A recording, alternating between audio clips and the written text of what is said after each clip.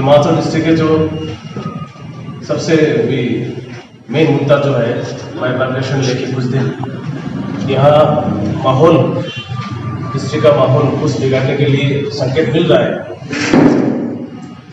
और करीब 2 साल से जो हिमाचल एक अशांति में था,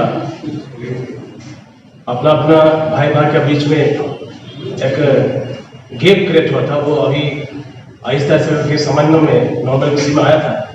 लेकिन कुछ दिन पहले एक इश्यूज लेके कुछ डिफरेंसेस अभी होने जा रहा है। उसके लिए हम हिमाचल डिस्ट्रिक्ट कमेटी की तरफ से हम लोग बोलने चाहता है कि कांग्रेस 1947 में जो संविधान बनाया है, उसके बाद इस संविधान में यहाँ जो एक्सक्लूडेड एरियाज उसको 6 शेड्यूल के रूप से संविधान में इसको शामिल किया है।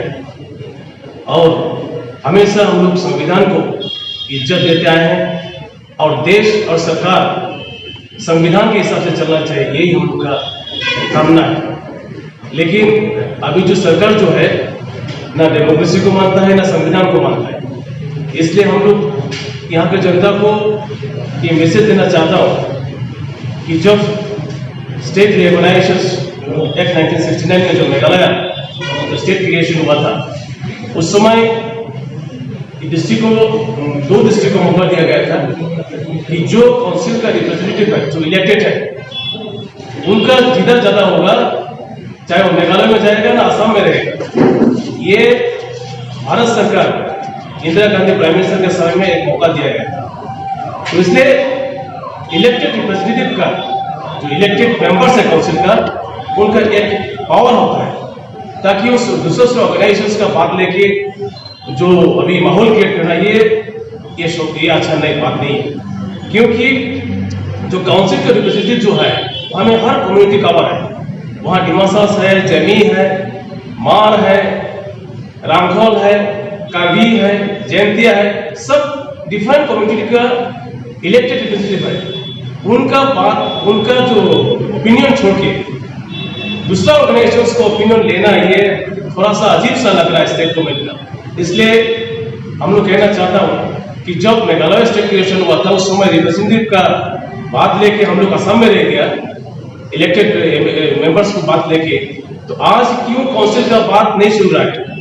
ये सरकार का जो हम लोग कहता है ना डबल इंजन, यहाँ तो ट्रिपल इंजन का सरकार है। सेंट्रल में, स्टेट में और काउंसिल में बीजेपी का सरकार है। तो आज बीजेपी से हम लोग सवाल करना चाहता हूँ कि जो अभी इश्यूज है 6 शेड्यूल का हिसाब से काउंसिल का परमिशन चलके, काउंसिल का कंसेंट चलके हमें एक भी पत्ता नहीं हिल सकता है। चाहे वो डिस्ट्रिक्ट क्रिएशन का बात हो, चाहे वो रीजनल काउंसिल का क्रिएशन का बात हो, ये without the concern of council with in the 6 schedule area ये कभी नहीं हो सकता है। तो आज काउंसिल का रिप्रेजेंटेटिव, काउंसिल का एग्जीक्यूटिव कमेटी क्यों चुप है? ये ताजुब का बात है। ये दोहरा नीति जो है, डुअल स्टैंडर्ड जो नीति बीजेपी का डबल स्टैंडर्ड नीति, ये अच्छा नहीं है हम लोग के लिए भविष्य के लिए। इसलिए हम लोग यहाँ का जनता से हम लोग अपील करता हूँ कि हम लोग काउंसिल से पूछना चाहिए कि जो बाउंड्री जो है हमें डिस्ट्रिक्ट जो क्रिएट करेगा, तो वो कि काउंसिल से काउंसिल लिया कि नहीं। अगर काउंसिल से काउंसिल नहीं लिया तो ये कभी होने वाला चीज है ही नहीं। तो हम लोग को ये पागल क्यों करता है यहाँ का आदमी लोग को? इसलिए हम लोग सब जनता से अपील है कि जो हम लोग के संविधान में जो प्रोविजन है आर्टिकल 244A, उसमें सब एक साथ होकर हम लोग इसको आगे ले जाना है इस आंदोलन को। और जो राहुल गांधी जी पिछले एमएलए इलेक्शन में जो वादा किया, अगर कांग्रेस दिल्ली में सरकार आता है तो हम लोग आर्टिकल 244A को इंप्लीमेंट किया जाएगा। तो उसी मकसद में सब जनता हम लोग एक साथ होकर आर्टिकल 244A ऑटोनोमस स्टेट के लिए हम लड़ना चाहिए। अगर ऑटोनोमस स्टेट हो जाएगा तो यहाँ में करीब 15-20 डिस्ट्रिक्ट ऐसे भी होगा। डिस्ट्रिक्ट के लिए कोई प्रॉब्लम नहीं हम लोग का। इस डिस्ट्रिक्ट के लेके हम लोग आपस में भाई बहन में झगड़ा नहीं करना है। हम लोग सब मिलजुल के ऑटोनोमस स्टेट के लिए फाइट करना है। और जो डबल स्टैंडर्ड जो नीति जो है, दुमुखिया नीति सरकार का, इसको हम लोग फोकस में लेना है। सबको मालूम होना चाहिए इसको, क्योंकि एक तरफ सरकार एक संगठन को बुलाता है, उस संगठन को क्यों इतना गुरुत्व देता है? जब 69 में जब स्टेट क्रिएशन हुआ, उस समय तो काउंसिल को रिप्रेजेंटेटिव को पूछा था, आखिर काउंसिल के रिप्रेजेंटेटिव को काउंसिल को लेके ही बातचीत करना चाहिए। अगर कुछ स्टेट यहाँ में रीजनल काउंसिल होगा या डिस्ट्रिक्ट होगा, काउंसिल को लेके ही बातचीत करके समाधान होना चाहिए। इसलिए यहाँ को जनता काउंसिल से पूछिए, आप लोग का स्टैंड क्या है, आप लोग एनओसी दिया कि नहीं, आप लोग इस इश्यूज में शामिल है कि नहीं, जनता को काउंसिल को पूछना चाहिए।